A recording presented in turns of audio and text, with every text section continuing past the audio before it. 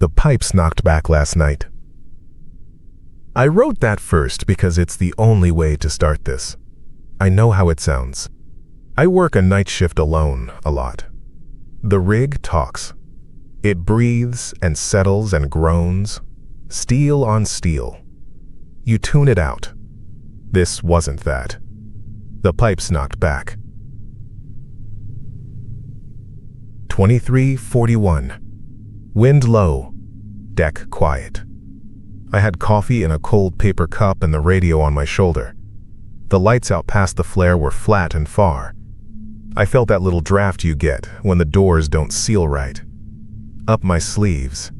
The kind of cold that makes you think of wet rope. The first knock came like someone with a wrench hit the brace under my boots. 1. Pause. Then 2 together. I set my cup down and it rattled. I said, "Sorry, storm?" To no one. No storm. 23:43. Radio check. Control. You copy? Just hiss. It has that weak hiss at night, like it's sleeping. I walked the west catwalk toward the manifolds. I log this stuff. I'm that guy. So I pulled the little pad and wrote the time and wrote, "Rattle, W catwalk." I wanted a line to show the supervisor I didn't leave my post. That was the idea. The smell hit me halfway down. Not oil. Brine. Like the sea inside. You get it sometimes. Condensate. Splash from spray. But this was heavy, like a bucket thrown on hot metal. The gauge panel by the feeder pump showed needles steady. 5 green lights. Little twitch in number 2. A tick-tick like it wanted to drop and didn't. I tapped the glass. It quivered. The knocking came again, under my left foot. 3 this time. Pause. Then 3. I wrote it. 23:47.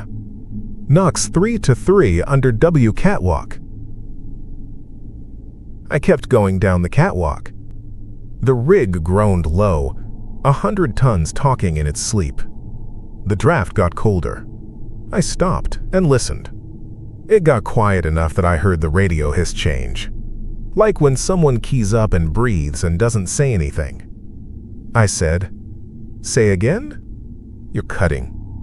Just hiss. Then one little pop, like a distant spark. Then nothing. I set the toolbox down to check the flange at the elbow. I always carry the small box on nights. It slid a little. Not much. I didn't think about the slope of the deck. I put my glove on the flange and it was wet. My glove came up shining. Not oil. Water. Tasted salt before I even thought to. I wiped it on my pants. 23:55. Writing at the elbow. Gauge 2 did a dip. I saw it. It went down, like someone blew on it, and then up again. The knocks moved to my right. I followed them over the catwalk, metal ringing under my boots. You can feel when the pipes are alive. They hum. This was dull, like knocking on a door through a blanket. Something banged hard below, not a knock. A thud that made the ladder rattle. I stood still and waited. I heard a splash way out in the dark. Not close.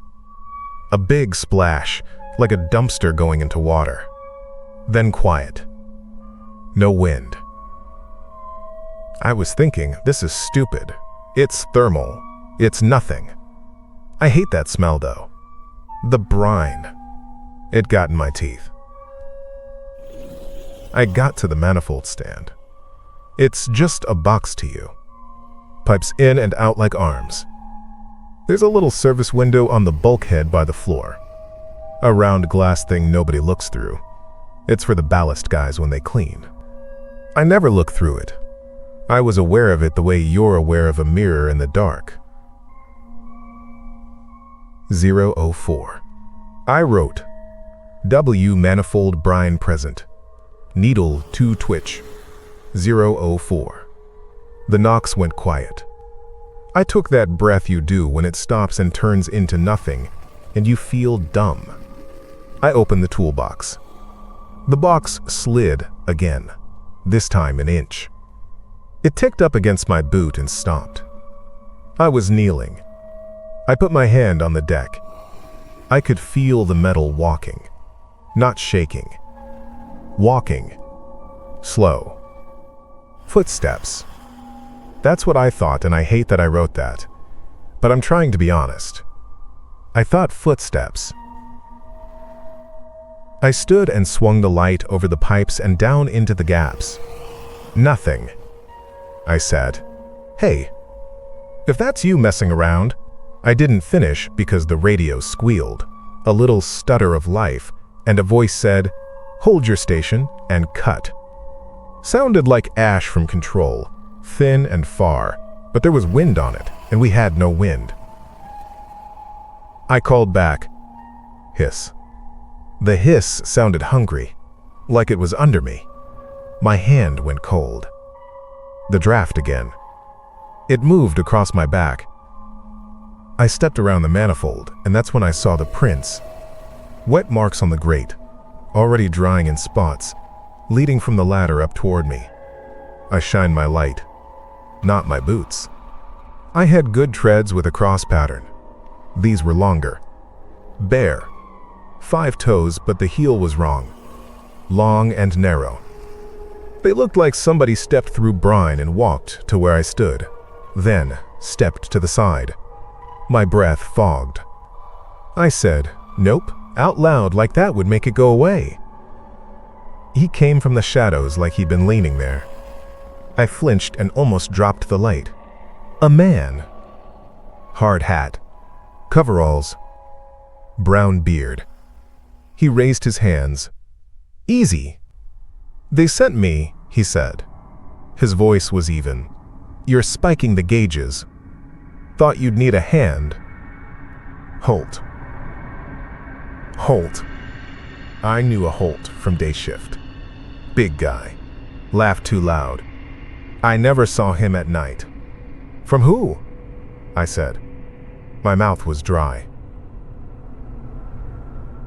"From topside," he said. He moved like he knew the place. He put a hand on the pipes and laid his cheek to them like a doctor. The knocks came again, right then. 2. Pause. 2. 2. He smiled small. "Bleed it," he said. "You'll quiet it. It's echoing. That's all." "I don't think that's," I started, but the needle on gauge 2 dropped hard. It went down a quarter and bounced. I slapped the glass. It didn't fix it. The smell of brine got heavier. My nose burned. Holt stepped to the purge wheel and put his hand on it without asking. "Just crack it," he said. "Get the air out. You hear it? It's a pocket." He looked at me. His eyes were pale in the red system lights. "You hear it knocking, so you'll open the door." He smiled at his own joke, and I didn't like that. I radioed again. "Control, confirm Holt on deck. I've got anomalies on too." Hiss. Then nothing. The radio had a little drop of water in the speaker guard. I don't know where it came from. I wiped it off and my thumb came away salty. 012. I wrote, "Met Holt?" Says bleed lime. We both heard something move under the deck. Not a knock. A drag. Like a rope thick as your arm pulled slowly across steel. The rig groaned. Real sound. Steel complaining. The little bolts on the flange sang. That high whine before a crack. I didn't like how close that sound was to my teeth. I thought about infections. Stupid thought. Holt said, "Crack it. Again. More urgent now." He kept his palm flat on the purge. He didn't look at me when he said it. He was listening with his skin. I moved his hand and put mine there. The metal was colder than it should be. I cracked the purge. Just a nudge. It squealed and then loosened. The sound went into the deck and came back up like a cat's purr, but wrong. I felt the pipe take a breath. That's how I thought it. I know I said I wouldn't say it like that. It took something in. The knocks came back, faster now. They were running the length of the pipe. Tap, tap, tap, tap. A pattern. Holt's eyes flicked like he was counting. He tapped his fingers on the metal, answering like people drum steering wheels. I said, "Don't," and he stopped. The emergency lights didn't come on yet. The normal lights flickered once. The shadows jumped. The service window was just a dark coin in the wall.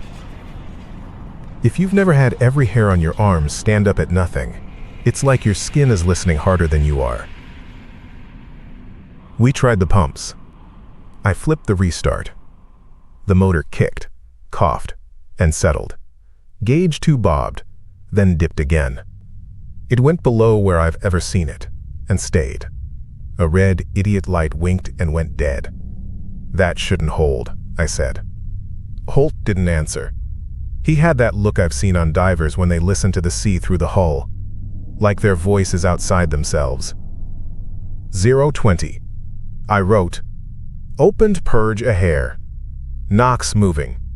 G2 down 12. Pump restart useless." A big splash sounded off our port side. I don't know port from anything down there, but I know where the flare is. The splash was on the dark side. Distant. Heavy. Holt turned his head like a dog. "Hear that?" he said, like he was happy about it. The brine started to show. It seeped from the bottom flange of the manifold. At first a bead, then a thin line. It ran like sweat around the bolts and dropped in a slow pattern onto the grate. Drip. Drip.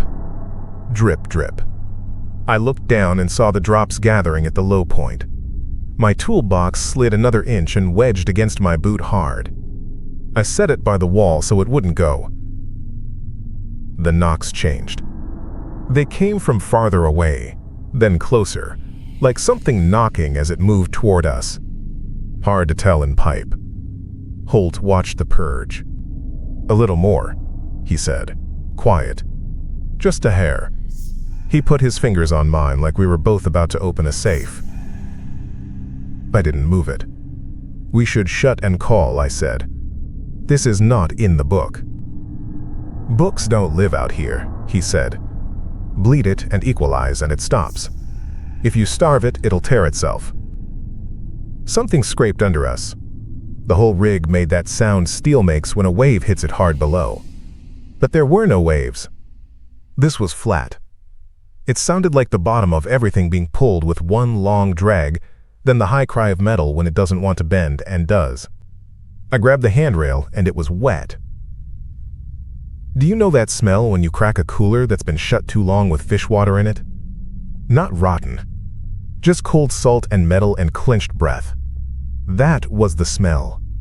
It made me swallow and my ears popped. That wasn't right. Ears don't pop on deck. I closed the purge a quarter turn. I don't even know why. I did it like your hand slaps the burner off. Holt's head snapped and he put his hand on mine and looked at me. And for a second I didn't know if he was going to shove me or say sorry. He said, "No.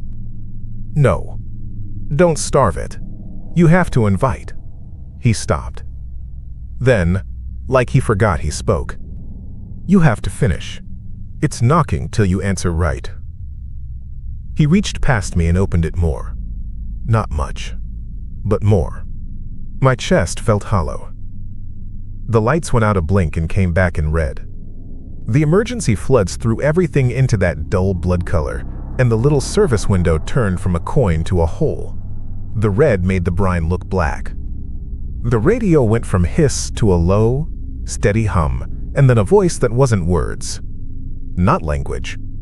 just pressure on my ear through the speaker. I felt the hit before I heard it. The whole deck jumped. Bolts sang.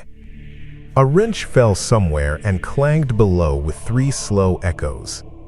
The hit wasn't on top. It wasn't a crane or a wave. It came from under and pushed up like a shoulder. Something huge moved. I don't have a better way. You know how a tug pushes a dock and it mashes the tires and the wood flexes? It was that, but this was the ocean pushing the steel, and it had a spine. You could feel ridges. The service window, the little round window nobody used, had something in it. Not light, not water, an eye. I don't care if you think I had a panic. An eye the size of a life ring, the pupil big and dark, the white, not white, but the gray of deep water. The lid didn't blink because it wasn't a lid. It was a membrane, like a goose got murdered in there and stretched. There were ridges back of it, not lines, not scales, just raised hard plate like an old scar across a back. It was so close I could see little tiny things stuck to it, worms or whatever. It looked at me. It's easy to write that. I felt it through my teeth, and I couldn't move. Holt breathed out. He had been holding his breath. He said, quiet like in church, "There you are." I don't know if he said it to me or it. He put his hand on the purge again. He opened it, and the brine hissed past my knuckles. Hot and then cold. The pipe thrummed. The knocks changed. They weren't knocks then. They were inside now. The sound was soft and thick, like something knocking from a wet throat. I said, "Stop." My voice sounded wrong in my head. I grabbed his wrist. His sleeve was soaked up to the elbow. When did that happen? He smiled at me like he knew a joke and then he wasn't there. I swear, I was looking at him and then he was gone. He didn't step. He didn't run. He was just not there anymore, and there were wet prints next to where he'd been. Toes over the edge, like something took a step that way. I looked left and right like an idiot. Nothing. The big eye pressed the glass. It made the glass fog. Its pupil narrowed and widened like it was trying to swallow the red light. The ridged hide behind it moved, slow, like breathing in a lie. Another hit came from under the deck. Not up. Sideways. The rig screamed. Have you ever heard metal really scream? Not machines. Not a saw. Metal that has to move. It screams like a living thing dying. I held the rail and felt the vibration all the way into my fillings. I said, "I'm sorry," without knowing I was going to. I closed the purge. It did nothing. The wheel spun wet in my hand and then stopped dead, like something on the other end took it away. The brine leak widened. It wasn't drops now. It ran around my boots, cold salt up to my ankles. I took a step back and my heel found nothing. The grate was still there, but my foot thought it wasn't. I stomped to feel metal. I wanted metal. 029. I wrote, eye in window, big, ridged, Holt gone, steel groan. I radioed again. Mayday, I said. I didn't say the rig name. I didn't say position. Just Mayday. And the radio answered with little knocks in the speaker. 4. Pause. 4. I threw the radio down. It hissed on the deck. The hiss sounded like surf. I hate that I wrote that, but that's what it was. Another splash out there. Closer. Heavy. Like a building turned over and the sea didn't care. The emergency red lights flickered and then went steady. They made my hands look like someone else's. The eye held mine the whole time. I tried to look away and couldn't. There was a pressure on my face, on the front of my head, pulling my eyes. My ears popped again. Behind the glass, a crease or a lid shifted and I saw myself, stupid and small, reflected, red on red. A ripple ran along the ridges back of it. Not fast. Slow. Like a hand brushing under a sheet. The knocks in the pipe moved toward me. It took me too long to understand what that meant. You know how you hear your own blood when you press your ear to a pipe? The knocks were like that, inside, coming along the line. They got to the purge, and I swear I felt them in my finger bones through the wheel. Once. Twice. Then a soft knocking on the wrong side. Right next to my cheek, the pipe knocked. Inside.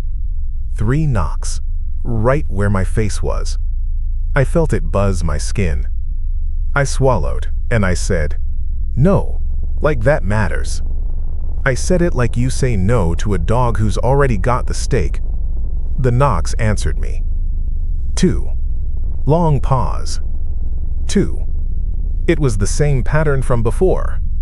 It had learned my knock, or I had learned its. The rig shifted hard. The floor walked underneath me sideways. My toolbox went sliding, slow at first, then faster, then hit the edge and jumped and was gone down into the dark. I heard it bang once far below and then nothing, not even a splash. The brine water around my boots ran the wrong way, climbed uphill like it got pulled. I did all the dumb things. I tried to close every valve I could reach. The wheels were slick and cold and dead. I tried to hit the pump reset again, and it clicked a little and then went limp, like a battery on Christmas morning. The gauges all shook, and the needles trembled and dropped, one by one, and then lay there like they were asleep. I banged them with my knuckles. One of the little glass faces cracked and I cut my hand. It bled and the blood swirled in the brine that shouldn't have been there, and I thought, I am being a child. Sorry. I was talking to myself. Something big moved under the deck again, and the eye rolled, slow, like it was thinking of me from a different angle. I felt it look at me not with sight, but with weight. My chest hurt like I'd been crying. I sat down without meaning to. The grate was cold through the coveralls. The cold went up my spine. I said, "Holt," in case he was hiding like a bastard. Nothing. Just the radio hum and the red lights and the breath of the rig. The pipes knocked from inside again. Close. Then behind me. Then to the side. Like it was testing all the lines. I imagined it. I imagined something pressed along the hull, touching with an ear, listening for hollow, finding my little call and dragging its way up to me like a dog comes when you whistle. That's the truth of it. That is the worst part. It was me. I called it. I opened it. I bled the line. I answered until it knew I was there, and then it came to my hand like I asked it to. The last big hit came like a car crash. Not the first roll. The sudden stop. The rig lurched and everything in me went left. I slammed my shoulder into the manifold and my teeth clicked so hard I saw a spark. Bolts popped on the flange. One of them bent in a way bolts shouldn't bend. Something hissed and cried in the steel at the same time. The service window cracked, a star right in the middle, and a thin line of water traced down the inside of the glass, from the eye to me. The eye didn't blink. It dilated, and the pupil went wide until it was just black. The red light stuttered and then steadied. The knock inside the pipe right next to me turned into a long, soft press, like a palm against the wall. It wasn't my palm. It was wide. I leaned away and my back hit the rail. I couldn't make myself get up. I reached for the radio without looking, and my fingers closed on nothing. I slid my hand along the grate until I hit it and pulled it into my lap. The speaker was filled with water. I could hear it. It bubbled and hissed like the sea stuck its tongue in. I put my mouth to it and said, "I'm sorry. I'm sorry. I made it come. I made it come to anyone who would listen." The hum got louder. If there were words in there, I don't want to know. I'm writing this now with hands that still smell like salt. The brine is in the seams of my skin. It's morning. The rig is quiet like a hospital after visiting hours. The gauges are dead, and then alive, and then dead. The pumps come on slow and go off fast. They tell me the night was nothing. They tell me it was a pressure drop and a fault light in a dream. Holt didn't clock in, they say. There's a Holt, but he was on a different rig. I don't care.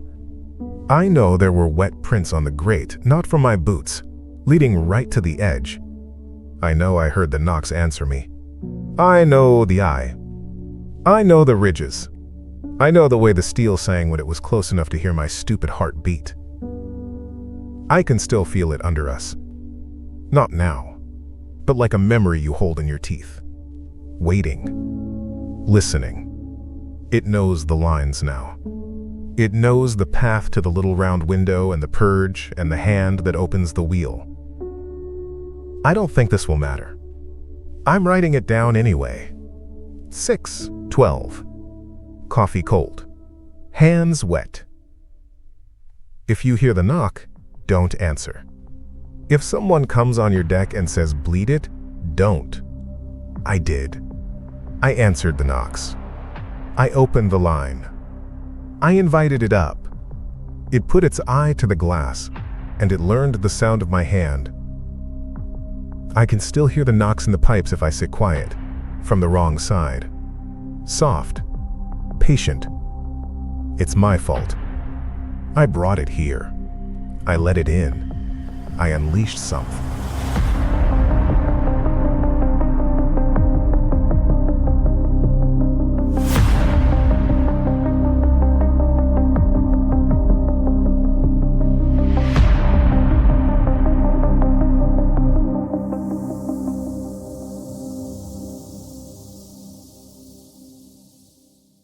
Wait, before you go, don't forget to subscribe. It's the best way to make sure you don't miss the next one. And while you're here, hit like. It keeps the channel going and helps more people find these stories. Go ahead, watch another. You've got time, right? See you in the next one.